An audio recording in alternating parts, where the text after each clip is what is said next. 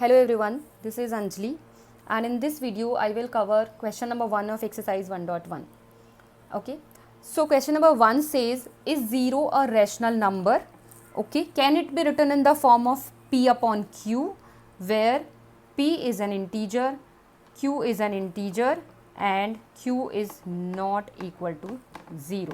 So आपका question कहता है क्या 0 हमारा एक रैशनल नंबर है जिसको हम P अपॉन Q के फॉर्म में लिख सकते हैं, जहाँ पर P एक इंटीजर है, Q एक इंटीजर है एंड Q का वैल्यू इज़ नॉट ज़ीरो. ठीक है, सो P हमारा न्यूमरेटर, Q हमारा डिनोमिनेटर एंड डिनोमिनेटर का वैल्यू हमारा ज़ीरो नहीं होना चाहिए, ये हमसे पूछा गया है. ठीक है, सो अभी देखते हैं ज़ीरो को हम रैशनल नंबर बोल सकते हैं कि नहीं, पहले ये चीज़ चेक करते हैं. ठीक है, उसके पहले हम बोलेंगे कि रैशनल नंबर क्या होते हैं. ठीक है, सो हमारे रैशनल नंबर्स क्या होते हैं, उनको रैशनल नंबर्स जो होते हैं हम उनको P अपॉन Q के फॉर्म में लिख सकते हैं.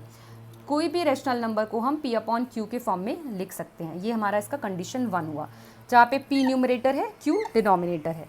ठीक है, सेकेंड कंडीशन है कि जो हमारा P है वो भी इंटीजर होना चाहिए. ठीक है, जो हमारा P है वो भी इंटीजर होना चाहिए, जो हमारा Q है वो भी एक इंटीजर होना चाहिए.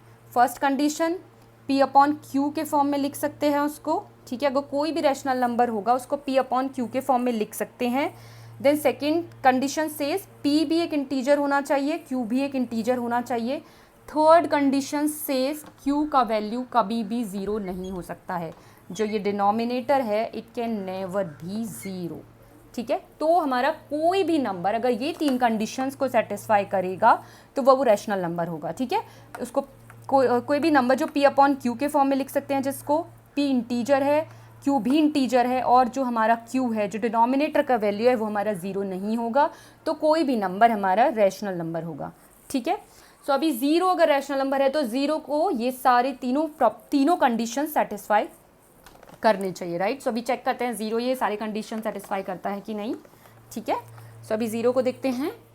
अभी हमारे पास ये नंबर है ज़ीरो. ठीक है, अब हम ज़ीरो को क्या ज़ीरो अपॉन 1 लिख सकते हैं बिकॉज अगर हमारे किसी भी नंबर के पास डिनोमिनेटर नहीं है सो हम उसको ऐसे अपॉन में 1 करके डिनोमिनेटर लिख सकते हैं. इसका मतलब ज़ीरो ही होगा, ये ज़ीरो ही है.